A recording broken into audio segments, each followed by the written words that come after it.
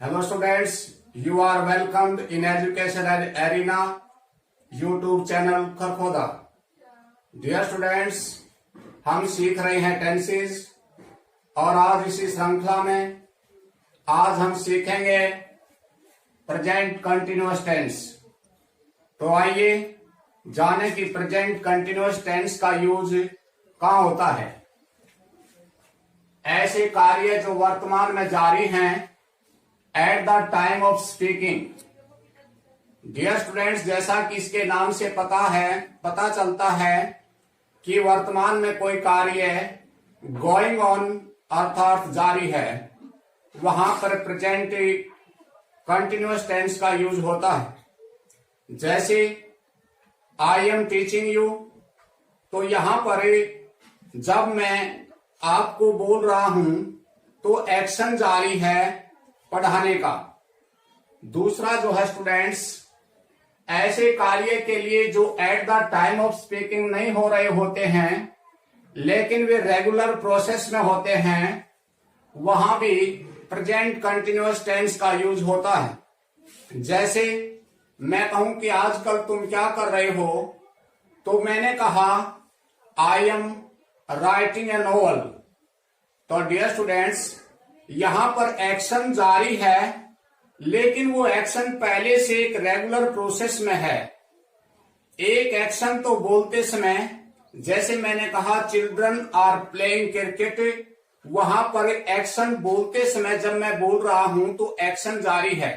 लेकिन ऐसे सेंटेंसेस में भी जब बोलते समय एक्शन उस समय से पहले एक रेगुलर प्रोसेस में होता है, तो वहां भी प्रेजेंट कंटिन्यूअस टेंस का यूज होता है। तीसरा जो इसका यूज है वो देखिए, नियर फ्यूचर में संपन्न होने वाले प्लान्ड और अरेंज्ड एक्शन हेतु। जब हम नियर फ्यूचर में कोई एक्शन करने जा रहे हैं तो वहां भी प्रेजेंट कंटिन्यूअस टेंस का यूज हो सकता है। देखिए, मैंने कहा कि मैं अगले सप्ताह दिल्ली जा रहा हूं, तो डियर स्टूडेंट्स यहां पर एक्शन नहीं हो रही, एक्शन तो फ्यूचर में होगी और मैं इसको आज आपको बता रहा हूं। तो इस सिचुएशन में भी हम प्रेजेंट कंटिन्यूअस टेंस का यूज कर सकते हैं। आइए, तो अब बात आती है हिंदी की पहचान।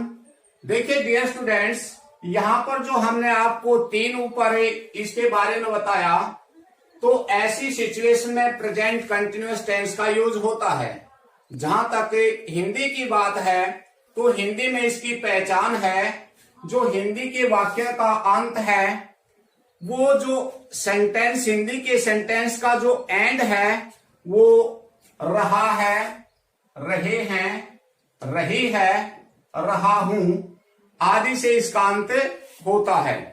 तो आइए इसका स्ट्रक्चर के बारे में जानते हैं कि प्रेजेंट कंटिन्यूअस का टेंस का जो स्ट्रक्चर है वो कैसे होता है। डियर स्टूडेंट्स, सबसे पहले सब्जेक्ट होता है, इसके बाद इसमें जो हेल्पिंग वर्ब यूज होती है प्रेजेंट कंटिन्यूअस टेंस में, वो is, am, are plus verb की बेस फॉर्म के साथ आईएनजी प्लस ऑब्जेक्ट।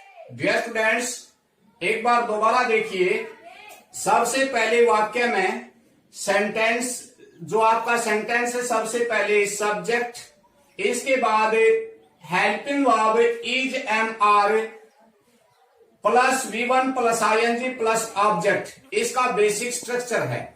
अब देखिए इज, एम, आर जो हेल्पिंग वर्ब हैं, वो कहां पर इज, कहां पर आर और कहां पर एम आता है।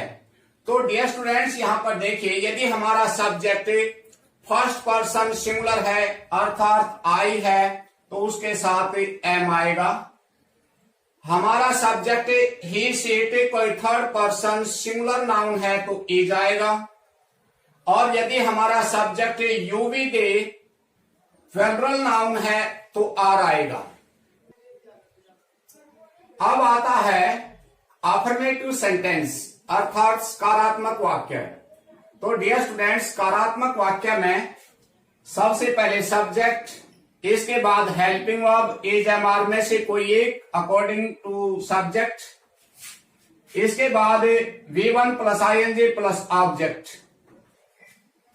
नेगेटिव सेंटेंस में subject plus is am are plus not, is am are के साथ not plus V1 plus ING plus object. Interrogative sentence में इज एम आर यानी कि हेल्पिंग वर्ब सब्जेक्ट से पहले, इसके बाद subject plus V1 plus ING plus object plus एक क्वेश्चन मार्क।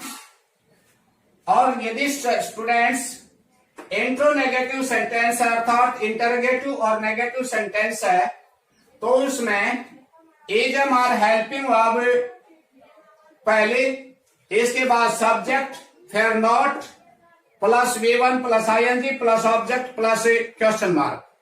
डियर स्टूडेंट्स यहां पर देखिए, अक्सर देखने में आता है कि बच्चे इंटरोगेटिव सेंटेंस में बहुत ज्यादा गलती करते हैं और वे किसी भी सेंटेंस के इंटरोगेटिव को यूं नहीं पहचान पाते कि वो हेल्पिंग वर्ब से शुरू होगा या WH वर्ड से। तो डियर स्टूडेंट्स देखिए, यहां पर मैंने एक सेंटेंस लिखा, ये लिखा is the peon ringing the bell.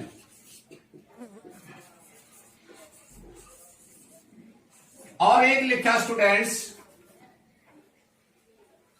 Y is the peon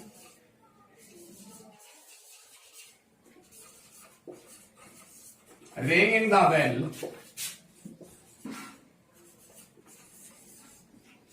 तो डियर स्टूडेंट्स देखिए, यहां पर दो सेंटेंसेस मैंने लिखे हैं, दोनों सेंटेंस इंटरोगेटिव हैं। तो किस सेंटेंस को हमें हेल्पिंग वर्ब से शुरू करें और किसको हम WH वर्ड से शुरू करें, अक्सर इसको लेकर के बच्चे काफी गलती करते हैं। तो डियर स्टूडेंट्स देखिए, यदि किसी सेंटेंस में सबसे पहले क्या है,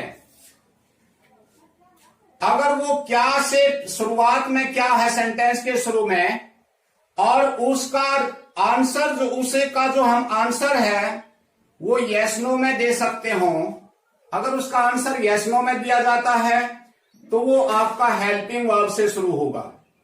और यदि किसी सेंटेंस के शुरू में क्या न होकर के सेंटेंस के बीच में क्या हो, क्यों हो, कब हो, कैसे हो, तो वहां पर वो WH वर्ड से शुरू होगा, वो सेंटेंस आपका WH वर्ड से शुरू होगा और उस क्वेश्चन का आंसर हम यस नो में नहीं दे सकते।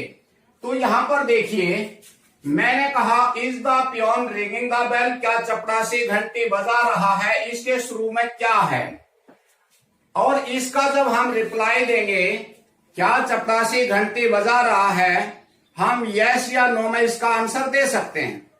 लेकिन जो दूसरा सेंटेंस है why is the peon ringing the bell, चपरासी घंटी क्यों बजा रहा है, तो डियर स्टूडेंट्स यहां पर देखिए, यहां पर वाक्य के शुरू में क्या न होकर के वो वाक्य के बीच में आया है कि चपरासी घंटी क्यों बजा रहा है, और इसका जब आंसर आप यस नो से दोगे तो आंसर नहीं मिलेगा इसका।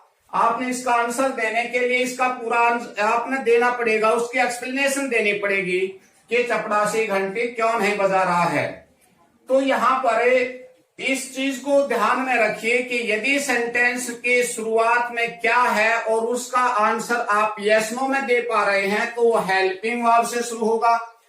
और डियर स्टूडेंट्स यदि उसका आंसर आप यस नो से नहीं दे सकते और उस वाक्य के शुरू में क्या न होकर के सेंटेंस के बीच में क्वेश्चन वर्ड है, यानी कि जो प्रश्नवाचक जो वर्ड है वो वाक्य के बीच में है और उसका आंसर आप यस नो में नहीं दे सकते, उसका आंसर देने के लिए आपने पूरी एक्सप्लेनेशन देनी पड़ेगी, तो उस सूरत में वो WH वर्ड से शुरू होगा। अब WH वर्ड से शुरू होगा तो सबसे पहले WH वर्ड, उसके बाद हेल्पिंग वर्ब, उसके बाद सब्जेक्ट और उसके बाद V1 प्लस ING, इसके बाद ऑब्जेक्ट और लास्ट में क्वेश्चन मार्क आएगा। होप कि डियर स्टूडेंट्स जो बच्चे अक्सर गलती करते हैं आप समझ गए होंगे। आप देखिए स्टूडेंट्स को से एग्जाम्पल के द्वारा हम प्रेजेंट कंटिन्यूअस टेंस को समझने की कोशिश करते हैं।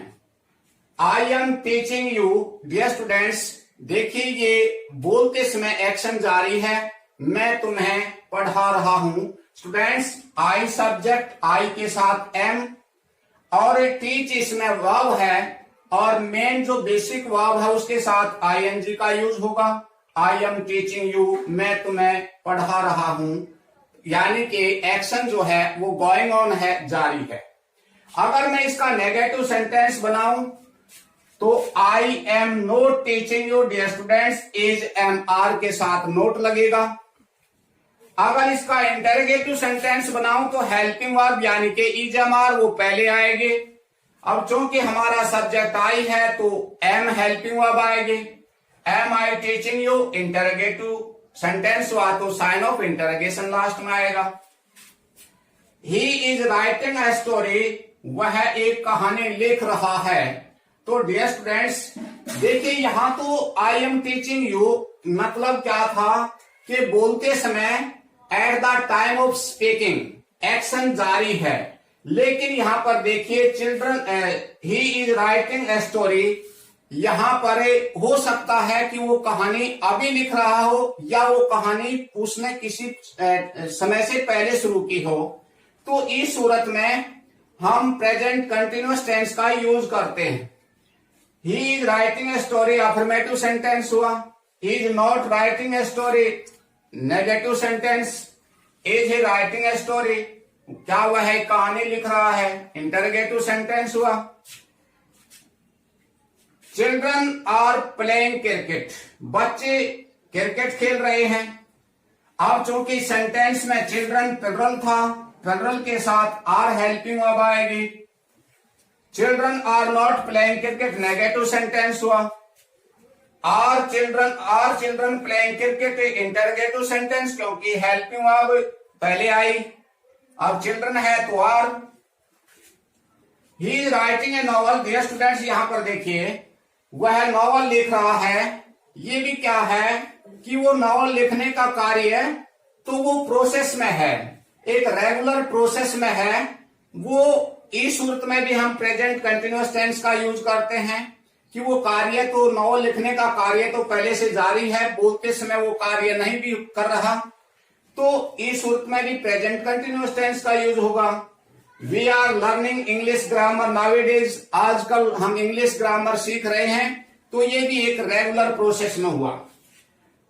The prime minister is going Ladakh next week, यहां पर देखिए dear students the prime minister is going Ladakh next week, action जो है वो अभी नहीं हो रही, वो तो नेक्स्ट वीक होने वाली है एक्शन तो, यानी कि प्राइम मिनिस्टर जो है वो नेक्स्ट वीक जाएंगे लद्दाख। लेकिन हम इसको बता रहे हैं मीन्स क्या है, ये यहां पर देखिए ये है नियर फ्यूचर, एक प्लान है या एक अरेंज्ड एक्शन है। एक्शन अब नहीं हो रही, हो तो ये फ्यूचर में, लेकिन इस सूरत में भी प्रेजेंट कंटिन्यूअस टेंस का यूज हो सकता है।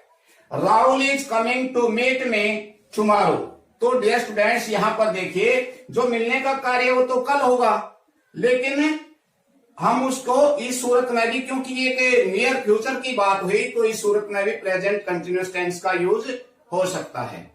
होप स्टूडेंट्स आप प्रेजेंट कंटिन्यूअस टेंस को समझ गए होंगे।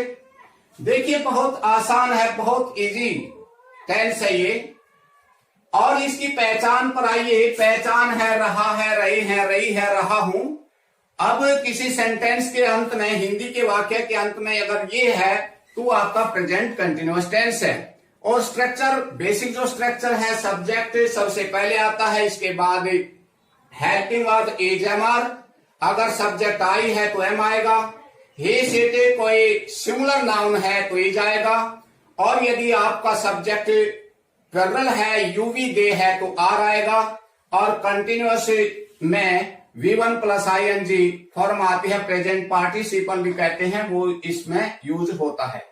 तो dear students affirmative sentence, negative sentence जो कि नोट हेल्पिंग वर्ब के साथ नोट लगने से बनता है। इंटरोगेटिव सेंटेंस हेल्पिंग वर्ब सबसे पहले आती है और अंत में क्वेश्चन मार्क, यदि आपका सेंटेंस इंट्रोनेगेटिव है, इंटरोगेटिव नेगेटिव है तो इज एम आर सबसे पहले, फिर सब्जेक्ट, इसके बाद नोट लगता है और अंत में क्वेश्चन मार्क। और मैंने बताया कि यदि आपका सेंटेंस वो किसी WH वर्ड से है, इंटरोगेटिव क्योंकि दो प्रकार से होते हैं स्टूडेंट्स, एक तो हेल्पिंग वर्ब वाले, दूसरा WH वर्ड वाले।